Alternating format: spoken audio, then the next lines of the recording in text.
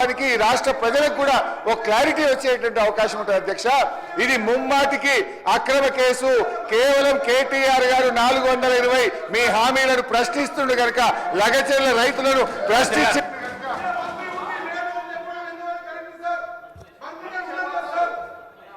అధ్యక్ష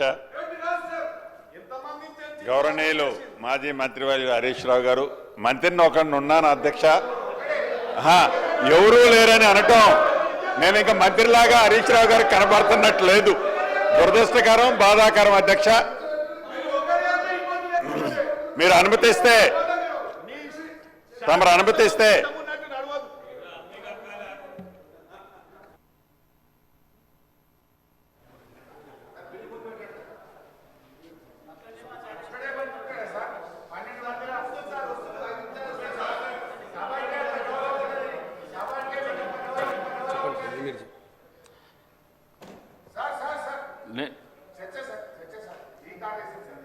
LA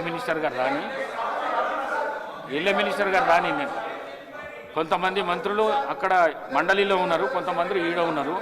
LA minister గారిని పిలిపిస్తున్నా. నేను పిలిపించినాక మీ ప్రశ్నకు సమాధానం చెప్పిస్తాను. నేను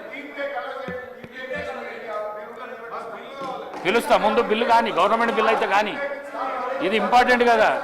ఇది రాష్ట్ర ప్రజల శ్రేయస్సు గురించి కదా. ఈ బిల్లు కానీ, బిల్లు అయినాక నేను మీతో మాట్లాడుతూ అంటున్నా కదా. నేను